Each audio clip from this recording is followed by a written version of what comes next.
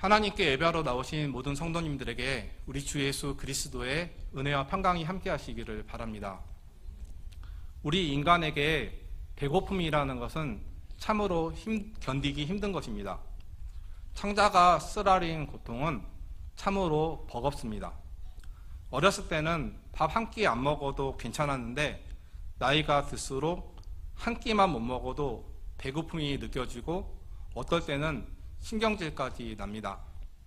샤먼 에프 러셀의 배고픔에 관하여 라는 책을 읽으면 사람이 오랫동안 굶주리면 처음에는 입안에 마름이 시작이 되고 배뇨량이 급증되고 급격한 체중 감소가 시작되고 끊임없는 식탐이 생기고 더 장기화되면 전반적인 쇠약증과 무관심, 냉담과 근육 약화가 시작된다라고 합니다. 1944년 미국 미네소타 대학에서 실행한 유명한 실험이 있는데 미네소타 기아 실험입니다. 2차 세계전 당시 미국은 징병제를 운용했는데 여러 가지 이유로 집총을 거부한 사람들을 대상으로 엄격하게 제한된 조건에서 인체 실험을 했습니다. 피험자 모두 건강한 백인 남성이었는데 굶주림을 겪게 되자 전혀 다른 사람이 되었습니다. 허기가 심해졌고 식습관 습관이 바뀌기 시작했고 배식이 더디면 안달이 났고 음식에 대한 소유욕이 생기고 먹는 데만 집중하느라 말이 없어지게 되고 특정 음식을 싫어하는 버릇도 없어지고 무엇이든지 싹싹 먹어 치웠다라고 합니다. 처음에는 활기차고 서로 사이가 좋았지만 배고픔이 심해질수록 무관심, 무의욕, 무례함, 귀찮음, 피곤함이 생기고 평정심과 참을성과 관용을 잃어버리고 걸핏하면 짜증, 격한 감정, 과정된 불편함, 약한 사람에 대한 무시와 따돌림 현상이 발생했습니다. 이런 실험 결과를 보면 우리 사람은 빵 없이는 절대 살지 못한다라는 것은 너무나 당연한 사실입니다. 우리 인간은 배고픔이 채워져야 행복하고 함께 공존할 수 있는 그런 존재입니다. 오늘 말씀은 배고픔을 배경으로 하는 오병이어 이적입니다. 복음서에 나타나는 사건 중에 마태복음, 마가복음, 누가복음, 요한복음 모든 복음서에 기록된 사건이 흔치 않은데 오병이어 사건은 사복음서 모두에 기록되어 있습니다. 이런 점에서 봤을 때 오병이어 이적이 복음서 성경 기자들이 봤을 때 얼마나 중요한 사건으로 여겼는지 인식했는지 추측해 볼 수가 있습니다. 그렇게 오늘 여기 있는 저와 여러분에게도 더 특별하게 다가오는 말씀이라고 생각합니다. 오늘 읽은 본문 말씀은 마태복음이지만 마태복음뿐만 아니라 사복음서에 나타난 오병이어 사건 전반을 살펴보며 말씀을 전하려고 합니다. 요한복음의 관심은 한 소년의 헌신에 관심이 있어서 예수님 주변에 있는 무리에 대해서 자세한 언급이 없지만 마태복음, 마가복음, 누가복음, 오병이어 기록 앞에는 예수님을 따르는 무리들이 잘 나타나 있습니다. 예수님은 빈들에 서 계십니다. 예수님이 이곳에 계신다라는 소문을 듣고 무리들이 여러 고을로부터 걸어서 따라다닙니다. 예수님은 항상 병든 자들을 고쳐주시고 권위 있는 말씀으로 가르치셨기 때문에 항상 수많은 무리들이 따라다녔습니다. 하나님이신 예수님은 항상 이렇게 질병과 삶의 여러 문제로 고생하는 사람들을 치료해 주시는 분이셨습니다. 마가복음 6장에 기록된 오병이어 말씀을 보면 예수님께서 큰 무리를 보시고 그 목자 없는 양 같음으로 인하여 불쌍히 여기사 이에 가르치시더라 라고 기록되어 있습니다. 또 오늘 본문 마태복음 14장을 보면 큰 무리를 불쌍히 여기사 그 중에 있는 병자들을 고쳐주시니라 라고 기록되어 있고 누가복음 9장에 기록된 오병이어 말씀을 보면 무리들을 영접하사 하나님 나라의 일을 이야기하시며 병 고칠 자들은 고치시더라 라고 적혀 있습니다. 이런 점에서 예수님은 삶의 문제를 안고 나온 수많은 영혼들을 불쌍히 여기시고 그들에게 하나님 나라의 소망을 심어주시며 병든 사람들을 고쳐주신 긍휼이 풍성하신 분이시며 치유의 하나님이심을 알게 됩니다. 마치 목자가 자신의 양을 잘 알아서 옳은 길로 가도록 가르치고 양의 상태를 잘 알아서 문제를 해결해주고 아픈 곳을 치유해주듯 예수님은 자신의 자녀들의 모든 문제를 해결해주시는 해결사셨습니다. 큰 무리가 예수님 곁에 모여 있습니다. 많게는 2만 명이나 되는 어마어마한 무리입니다.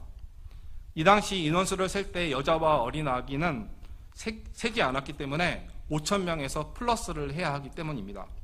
그런데 이 거대한 무리가 머무르려면 장소가 필요합니다. 예수님께서 주변을 둘러보십니다. 그리고 주변에 잔디가 있어서 그곳에 앉게 하셨습니다.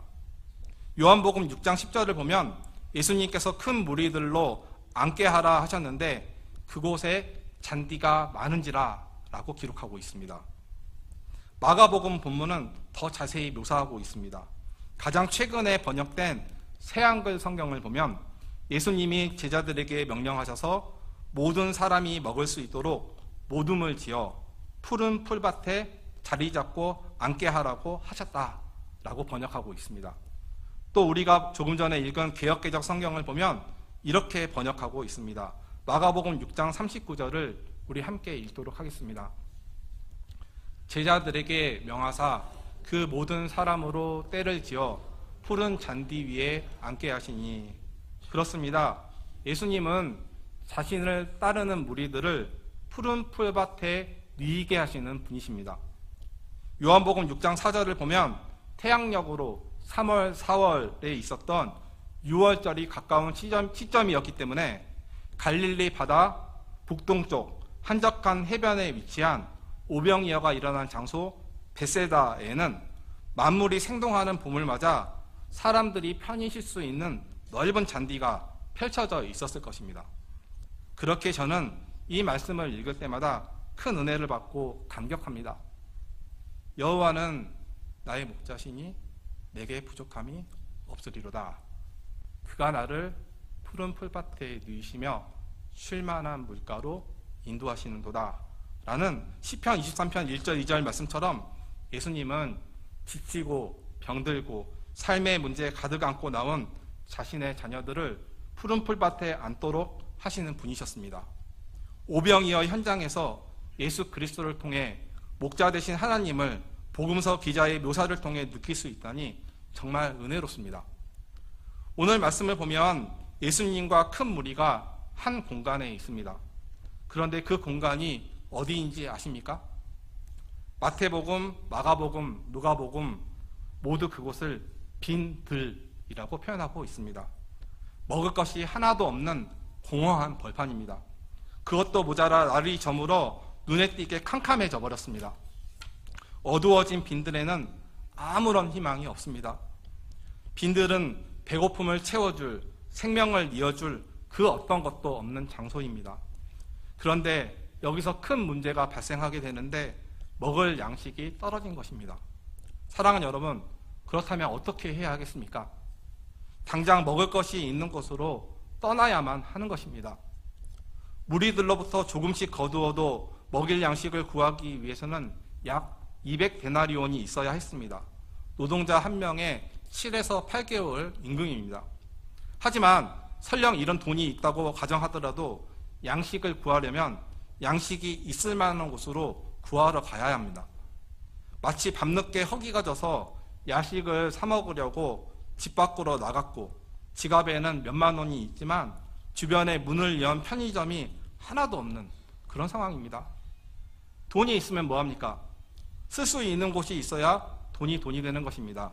그렇기에 음식을 사러 상식적으로 양식이 있을 만한 가까운 마을로 반드시 가야 합니다.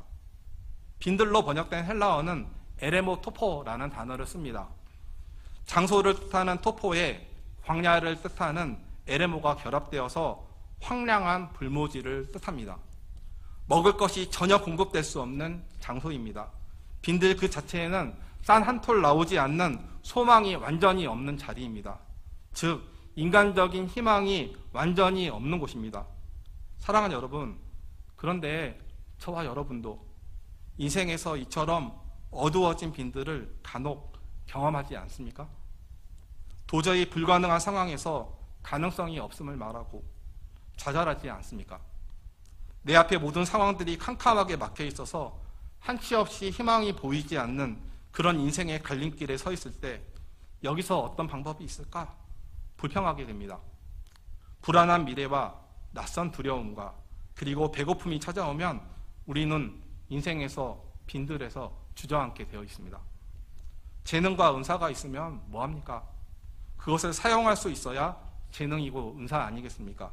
그렇게 저와 여러분도 음식물을 사기 위해 여러 마을을 찾아다니는 그런 수고를 해야 하는 인생이고 그것이 지극히 당연해 보입니다. 마을로 가서 먹을 것을 사야겠다고 말하는 제자들의 말처럼 말입니다. 하지만 예수님께서는 이렇게 말씀하십니다. 갈 것 없다. 너희가 먹을 것을 주라. 16절입니다. 갈 것 없다. 사랑하는 여러분, 이 명령이 이해가 되십니까? 인간적으로 도저히 납득이 될 수 없는 명령입니다. 수많은 무리들이 당장 굶게 생겼는데 빈들레 머물러 있고 먹을 것이 전혀 없는데 이들에게 먹을 것을 주라니 도저히 이해가 되지 않는 말씀입니다. 굶어 죽으라는 것도 아닐 텐데 그냥 점점 어두워진 빈들에 가만히 있으라고 말씀하십니다. 그 요한복음을 보면 제자 안드레가 어린 소년으로부터 가져온 보리떡 5개와 물고기 2마리를 받으시고 하늘을 우러러 축사하시고 오병이어의 이적을 행하신 후 풍성한 떡을 떼어 제자들에게 주시고 무리들이 원한 대로 풍성하게 먹을 수 있도록 나눠주십니다. 이성적으로 이해할 수 없는 인간의 상식을 초월하는 어마어마한 초자연적인 이적이 빈들에서 이루어졌습니다. 그렇기에 오병이어 이적을 믿음의 눈으로 받아들이면 어느 누구나 가슴이 뜨거워질 수밖에 없습니다. 아마도 예수님께서 우리에게 보여주신 이적 중에 사람을 살리신 것 다음으로 가장 스케일이 큰 그분이 직접 제정하신 물리적인 법칙, 자연적인 법칙을 깨면서까지 우리에게 그 무엇인가 중요한 메시지를 전하기 위해 행하신 엄청난 사건이 오병이어를 통해 먹을 것을 나눠주신 장면이 아닐까 생각합니다. 사랑하는 여러분, 믿음의 눈으로 한번 상상해 보시기 바랍니다. 물고기 2마리와 떡 5개로 먹을 것을 역동적으로 계속 만들어 가시는 거대한 스케일의 이적 발생 현장의 모습을 상상해 보시기 바랍니다. 장정만 최소 5,000명이니 병들고 지치고 배고프고 삶의 여러 가지 문제로 가득한 그 무리들을 촉촉한 긍휼의 눈으로 바라보시며 희망 없는 어둡고 황량한 빈들에서 초자연적인 이적으로 자신의 백성을 풍성하게 먹이시는 하나님이신 예수 그리스도를 깊이 묵상해 보시기 바랍니다. 그렇습니다. 하나님은 언제나 우리에게 양식을 주시는 하나님이셨습니다. 천지창조 후 에덴 동산에서 풍성한 먹거리를 제공해 줬던 분이 하나님이십니다. 줄이고 목마른 광야에서 출애굽 백성들에게 만나와 메추라기와 생수로 먹이셨던 분이 하나님이셨습니다. 다윗이 왕이 되기 전 사울에 쫓기어 도망다니며 배가 고팠을 때 아히멜렉 제사장을 통해 아무나 먹을 수 없는 성전의 거룩한 떡 진선병을 주시며 먹이셨던 분도 하나님이셨습니다. 가뭄을 선포한 엘리야를 그리시냇가로 인도하셔서 그곳에서 시냇물을 마시게 하시고 까마귀를 통해 떡과 고기를 먹여주셨던 분도 하나님이셨습니다. 양식이 떨어져 죽기 직전인 이방민족 사르밧 과부도 먹여 살리셨습니다.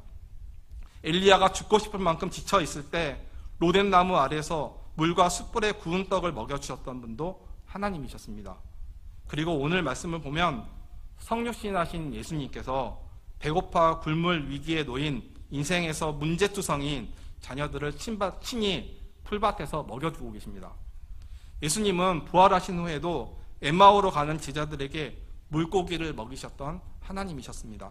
하나님은 이처럼 빈들과 같은 절박한 상황에 놓인 자녀들에게 항상 식탁을 풍성하게 차려주시는 하나님이셨습니다. 그렇다면 예수님은 왜 먹을 것을 사러 마을로 보내지 않으시고 직접 빈들에서 5천 명을 넘는 사람을 먹이시는 놀라운 이적을 행하셨을까요? 우리 일산신각교회 주일 1, 2부 예배 참석 인원을 합산해서 250명으로 계산한다면 무려 20배나 되는 어마어마한 인원을 물고기 2마리와 떡 5개로 먹이는 사상 유례 없는 이적을 왜 보이셨을까요? 큰 능력을 보이셔서 사람들의 주목을 끌려고 그러신 걸까요? 사실 예수님을 따르는 무리들은 예수님이 행하시는 표적을 보며 그 능력 때문에 따랐던 사람들이지 예수님께서 하나님의 아들이시고 구주여서 따랐던 사람들은 아닙니다. 예수님께서 빈들에서 물고기 2마리와 보리떡 5개로 무리를 풍성하게 먹이시고 12광줄이 남는 이적을 행하신 것은 그 누군가에게 거대한 능력을 보여주기 위한 쇼가 아니었고 단순히 먹을 양식을 제공하기 위함이 아니었습니다. 예수님 자신이 생명의 떡임을 알리기 위해서 우리에게 그렇게 행하신 것입니다. 먹으면 곧 소화돼서 배설물로 나와서 또 먹어야 되는 그런 썩을 양식을 찾지 말고 그것을 찾아가지 말고 그런 양식을 만드시고 우리에게 영원한 생명을 주는 참된 양식이 바로 예수님 자신임을 알리시기 위해서 이 일을 행하신 것입니다. 요한복음 6장 35절을 우리 함께 읽겠습니다. 예수께서 이르시되 나는 생명의 떡이니 내게 오는 자는 결코 줄이지 아니하여요 나를 믿는 자는 영원히 목마르지 아니하리라. 빈들에서 양식을 만들어내시고 배불리 먹고도 남은 조각이 12바구니 차게 하시는 분, 생명이 없는 곳에서 생명을 이어가게 하시는 분, 완전한 절망의 바닥에서 소망이 있게 하신 분이 하나님의 아들이신 예수님이심을 말씀하시는 것입니다. 가난한 사람이나 부한 사람이나 병든 사람이나 건강한 자나 남자나 여자나 그 어느 누구든지 생명의 떡이신 예수 그리스도를 믿기만 하면 그들의 영혼이 늘 배부르고 영원한 생명이 있음을, 생명의 주관자가 바로 예수님이심을 오병이어를 통해 여기 있는 우리에게 가르쳐주고 계신 것입니다. 장차 십자가의 순환을 통해 살을 찢으시고 피를 흘리심으로 말미암아 자기를 믿는 자들에게 영원한 생명을 주실 생명의 떡이 되신다라는 이 심오한 진리를 전하기 위해 오병이어 이적으로 자신의 백성들에게 친히 말씀하고 계신 것입니다. 그렇기에 예수님께서는 요한복음 6장 55절 57절에서 이렇게 말씀하십니다. 함께 읽겠습니다. 내 살은 참된 양식이요 내 피는 참된 음료로다. 내 살을 먹고 내 피를 마시는 자는 내 안에 거하고 나도 그의 안에 거하나니. 사랑하는 여러분, 하나님께서 이스라엘 민족에게 내려주신 만나는 썩어가는 양식이었습니다. 매일매일 먹어야 하는 양식이었습니다. 그리고 그 양식을 먹은 사람에게는 영원한 생명이 없었고 또 병들거나 나이가 들면 다 죽었습니다. 하나님께서 출애굽하는 백성들에게 만나를 먹이신 이유는 1차적으로 배고픔과 목마름을 통해 낮추심으로 그들이 믿음을 테스트하기 위함이었고, 궁극적인 목적은 사람은 떡으로만 사는 것이 아니라 하나님의 말씀, 하나님의 능력으로 사는 것임을 알리시기 위해서였습니다. 만나는 영원한 생명을 주시는 생명의 떡이신 예수 그리스도의 그림자였을 뿐입니다. 그리고 이제 영원한 생명을 자녀들에게 주시는 하나님의 구원의 경륜이 예수 그리스도를 통해 이루어졌습니다. 예수님께서 만나가 하늘로부터 내려오듯 하늘 보좌를 버리시고 만나처럼 땅으로 내려오셔서 성육신하셨고 자신의 몸을 십자가에 찢기시며 우리의 허물과 죄를 사하여 주심으로 생명의 떡이 되셨습니다. 그렇게 저와 여러분은 우리의 죄를 위해 찢기신 그 몸과 피를 기억하며 믿음으로 생명의 떡이신 예수 그리스도를 먹으면 예수님과 연합하게 되고 하나님으로 인하여 참 만족을 얻게 되며 예수 그리스도로 인하여 우리의 영이 풍성하게 배부르게 되며 우리의 의로는 얻을 수 없는 영원한 생명을 얻게 되는 것입니다. 따라서 영원한 생명을 주는 생명의 떡이신 예수 그리스도를 날마다 삶의 현장에서 먹으며 살아가는 저와 여러분이 되기를 바랍니다. 삶의 모든 현장에서 숨쉬는 모든 순간순간마다 하나님의 말씀을 보고 하나님의 말씀을 의지하고 그 말씀에 순종하며 기도하면서 날마다 하나님의 뜻을 구함으로 예수님과 항상 연합된 가장 복된 삶을 살아가시기를 바랍니다. 그리하여 생명의 떡이신 예수 그리스도의 참된 양식을 매일 먹음으로 주님이 베푸시는 참 만족과 기쁨, 소망을 인생에서 직접 경험하고 12광주리가 남았듯 풍성한 은혜를 삶에서 누리시기를 바랍니다. 더 나아가 예수 그리스도로 인해 영원한 생명을 누리시기를 바랍니다. 오직 예수님께만 생명이 있고 오직 예수님께만 우리 인생에 대한 모든 해결과 해답이 있습니다. 마지막으로 오병이어 이적을 통해 우리가 취해야 될 자세가 있습니다. 그것은 요한복음 6장에 기록되어 있듯이 한 아이가 예수님께 물고기 2마리와 보리떡 5개를 내어놓은 마음입니다. 우리는 보통 머릿속으로 계산해서 200데나리온이 부족하다고 말하며 먹을 것을 구하러 다른 곳으로 가야 한다라고 말합니다. 그리고 그것을 삶에 철저하게 적용하면서 살아갑니다. 그런데 생각해 보시기 바랍니다. 오병이어 당시 시대 환경을 고려해보면 한 마을에 200데나리온어치의 큰 양식을 어느 마을에서 구할 수 있겠습니까? 머릿속으로 계산한 200데나리온이 있다 하더라도 모든 사람이 먹을 수 있는 양식을 일시에 구하는 것은 불가능합니다. 예를 들어 갑자기 야밤에 우리 동네 맛집인 추어정으로 가서 200명의 추어탕을 지금 당장 내달라고 하면 가능합니까? 불가능합니다. 그런데 5,000명이 넘는 사람을 먹인 것은 어느 한 마을도 아니었고 세상의 보화와 초대형 식당도 아니라 한 아이가 가지고 있었던 인원수에 비해서 초라하고 그지없어 보이는 작은 물고기 2마리와 값싼 보리떡 5개였습니다. 여기서 저와 여러분은 알 수 있습니다. 내가 가진 작은 물질이라도 아주 작은 달란트라도 하나님께 내어드리며 헌신하고 나머지 부족한 부분은 하나님께 맡기면 우리가 준비한 것들을 받으시고 사용하셔서 하나님께서 친히 그 문제를 해결해 가신다라는 놀라운 사실입니다. 예수님은 사실 굳이 이것이 없어도 우리를 먹이실 수 있는 전능하신 하나님이십니다. 하지만 예수님은 한 아이의 헌신을 통해 기쁘게 받으셨고 굶주림에 대한 해결과 생명의 도구로 사용하셨습니다. 마태복음 14장 18절에서 이렇게 말씀하십니다. 이르시되 그것을 내게 가져오라. 따라해 보시기 바랍니다. 그것을 내게 가져오라 하시고 예수님께서는 그것을 내게 가져오라 라고 말씀하셨습니다. 정말 보잘것없는 그것이지만 주님께로 가져온다면 거기서 큰 역사가 일어나는 것입니다. 그렇게 우리들도 우리가 가진 것을 예수님께로 가지고 나가면 궁핍함이 변하여 풍요가 되고 좌절이 변하여 희망과 소망이 되는 것입니다. 오늘 이 시간 하나님께서는 저와 여러분에게도 그것을 내게 가져오라고 동일하게 말씀하십니다. 그렇다면 저와 여러분이 가진 물고기 2마리와 보리떡 5개는 무엇입니까? 아이를 둘러싼 수많은 어른들처럼 하나님 나는 아무것도 없다면서 외면하실 것입니까?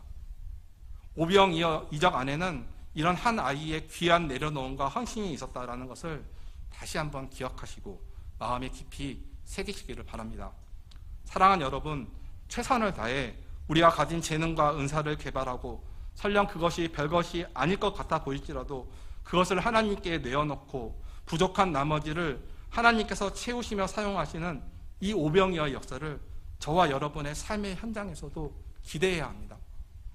그리고 그것으로 끝나지 않고 세상의 영원한 생명을 풍성하게 나눠주시기를 원하시는 하나님의 최종 목적에 합하게 우리 모두 예수 그리스도의 생명을 주변에 넘쳐 흐르게 하는 축복의 통로가 되어야 합니다. 말씀을 정리하겠습니다. 무리를 불쌍히 여기시고 병을 고치시고 하나님 나라의 소망을 심어주시고 푸른 풀밭에 누이시고 빈들에서 양식을 풍족히 먹이시는 분은 우리 구주 예수 그리스도입니다. 그분은 저와 여러분의 목자가 되시며 우리를 인도하시는 하나님이십니다. 자신의 몸을 내어놓으시며 영원한 양식을 제공하시는 우리를 사랑하시는 하나님이십니다. 따라서 생명의 떡이신 예수님 앞에 내 삶의 모든 문제를 가지고 나아가면 하나님은 저와 여러분을 촉촉한 긍휼의 눈빛으로 바라보시고 우리를 고치시고 절망의 자리에서 소망을 주시고 결코 빈들에 우리를 버리지 않으시고 놀라운 일을 행하실 것입니다. 그리고 육의 양식을 제공하실 뿐만 아니라 영의 양식으로 우리의 전부를 풍성케 하실 것입니다. 또한 영원한 생명을 주실 것입니다. 더 나아가 우리의 작은 헌신도 마다하지 않으시고 그 마음을 귀하게 여기시며 하나님의 나라를 위해 우리를 사용하실 것입니다. 혹시 이 시간 한 치 앞도 모르는 불안과 미래로 인해 걱정하고 근심하고 계신 성도님이 계십니까? 혹시 해답이 없어 보이는 삶의 무거운 무게와 문제와 짐을 가지고 고민하면서 답답해 하시는 분이 계십니까? 혹시 건강이 안 좋아서 남모르게 아파하시는 분이 계십니까? 원인 모를 불안함으로 가시방석에 앉아 계신 분이 혹시 계십니까? 그렇다면 여러분의 모든 삶의 문제를 예수 그리스도 앞에 내려놓고 하나님을 끝까지 의지하시기 바랍니다. 생명의 떡이신 예수님을 날마다 먹고 살아가면 하나님께서는 반드시 저와 여러분의 모든 문제를 친히 해결해 주시며 영육 모두 굶주림을 채우시며 행복으로 우리를 초대하실 것입니다. 짐승의 밥통인 구유에 놓이셨지만 생명이 떡이 되셔서 날마다 일용할 양식을 먹여주시는 하나님이신 예수 그리스도를 일평생 믿고 의지함으로 오병이어의 풍성한 은혜가 우리의 삶의 현장에서도 동일하게 고백되어지는 은혜와 복이 우리 모두에게 있기를 간절히 소망합니다. 기도하겠습니다. 사랑과 은혜가 풍성하신 하나님, 오늘 말씀을 통해 양식을 구할 수 없는 소망 없는 빈들에서 물고기 2마리와 보리떡 5개로 자신의 백성의 배를 풍성히 채우심으로 예수님께서 생명의 떡이심을 다시 한번 알게 되었습니다. 사랑의 하나님, 우리도 이 험한 인생을 살아가면서 때론 빈들에 있을 때가 있습니다. 그때마다 눈에 보이는 것을 쫓아가지 않게 하시고 육의 양식을 만드시고 우리의 영을 줄이지 않게 채우시는 하나님을 끝까지 신뢰함으로 하나님께서 주신 오병이어의 풍성한 은혜를 우리의 삶의 현장에서도 경험하게 하여 주옵소서. 그리하여 날마다 생명의 떡이신 예수 그리스도를 먹고 하나님과 연합된 하나님의 자녀로서 살아가게 하옵소서. 감사드리며 우리를 죄에서 구원하여 주신 예수님의 이름으로 감사하며 기도드립니다. 아멘.